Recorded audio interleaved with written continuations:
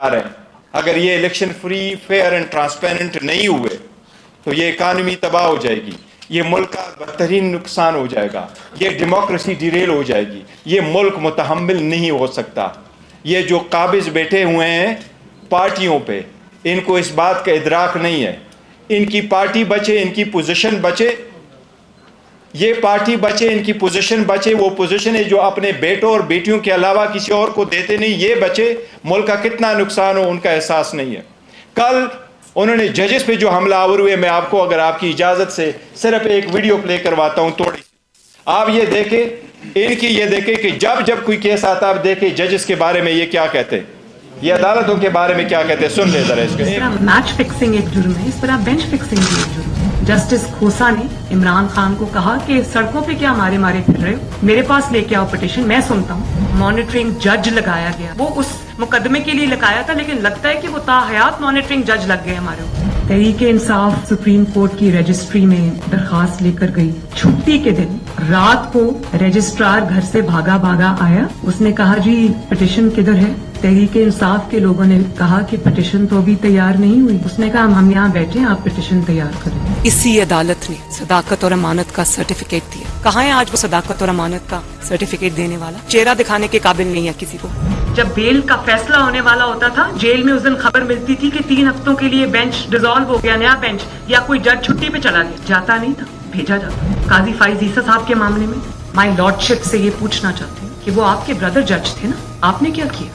तो जस्टिस अजमत सईद साहब जो है, उनको कौन नहीं जानता कि कितनी उन्होंने नेक नामी कमाई थी, और उन्होंने जिस तरह से पर्सनली ज़ाती तौर पे असरअंदाज होकर उन्होंने JIT बनवाई। उन्होंने व्हाट्सएप कॉल्स की, मुंतखब वज़ीर आज़म के ख़िलाफ़ साजिश थी, उसमें वो बहुत बड़ा उसका हिस्सा थे, उसके करता धरता थे। मार्शल लॉ नहीं लगाते तो आपके कमबख्तों ने जुडिशल मार्शल लॉ लगा दिया है कि आज मुल्क जिस इंतशार की लपेट में आया हुआ है, मुल्क ने जो क्राइसिस जन्म लिया है, वो जमान पाक से कम और उमर अता बंदियाल की कुर्सी से ज्यादा जन्म लिया है। साकिब निसार को तो पूरी कौम जानती है, लेकिन आपका साकिब निसार से बड़ा मुजरिम जो छुप के घर में बैठा, उसका नाम है जस्टिस आसिफ सईद खोसा।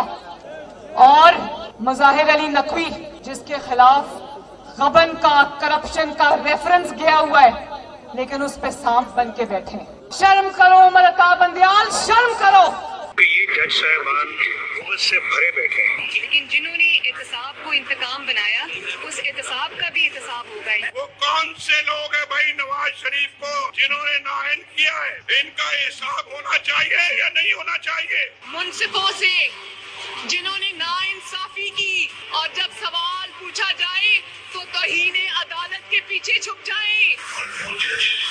हमारे खिलाफ इस तरह के फैसले दें और हम सर तस्लीम खान कर लें, नवाज शरीफ इसको चेक नहीं कर सकते। 5 लोगों ने नवाज शरीफ को रुस्वा करके उस दफ्तर से बाहर निकल दिया। हर केस जिसमें इमरान खान का फायदा और नुकसान हो, वो 3 आदमी सुनने के बाद और कोई नहीं है पाकिस्तान में।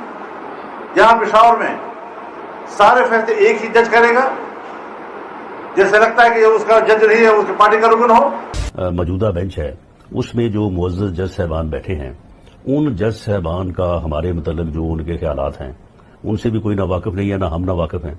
और उसके बाद हर वो केस जिसका फैसला हमारे खिलाफ आना हो, उस बेंच का जो है वो वही हिस्सा होते हैं। जब बेंच बना तब से लेकर आज तक के फैसले तक इंसाफ होता हुआ नजर नहीं आ रहा था। अपने एक शख्स की वजह से आज आइन की तशरीह को में फर्क डाला जा रहा है। अपनी मर्जी से आइन की तशरीह की जा रही है। फुल कोर्ट इसलिए नहीं बनाया गया कि अगर फुल कोर्ट बन जाती तो आज का फैसला मुख्तलिफ होता। आपके इल्म में है कि जिस दिन जो है वो नवाज शरीफ को डिस्क्वालीफाई किया गया था, बेंच में बैठे बाद जज साहबान की फैमिली जो ऊपर गैलरी में बैठी थी और उन्होंने वहां पे नारे बुलंद किए थे, और ये चीजें बाद में मीडिया में भी। अगर कुछ लोग गैर जानिबदार नहीं होंगे, अगर इसके सहूलतकार पीछे नहीं हटेंगे, तो हमें बता दें मुल्क कौन चलाएगा। हमारे वजीराबाद के केस में एक लड़का, वो गरीब है, सिर्फ उसका ये कसूर है, 2 महीने उसको हफ्से भेजा में रखा गया, अब गिरफ्तारी डाली है हफ्ता पहले। तब तो किसी ने नोटिस नहीं लिया था, तब तो नहीं कहा था कि IG इस्लामाबाद पेश हो, IG पंजाब पेश हो। तो अब कौन सी क्यामत आ गई है कि दोनों आईजी को तलब कर लिया गया है? कोर्ट अदारों में बैठे लोग क्या गुल खिला रहे हैं, क्या तमाशा कर रहे हैं, ये है रियासती दहशतगर्दी जिसको छुपाया जा रहा है। तो मैं जो कहता हूँ, मैं एक अवामी नुमाइंदा हूँ, मैंने कहा है, आपने उनको देखा है, हम अदलिया से इल्तिमास करते हैं कि अगर ऐसे हमले किए जाएंगे तो वक्त से पहले इसका तदारुक किया जाए। तदारुक नहीं होगी, इलेक्शन करीब तर आता जाएगा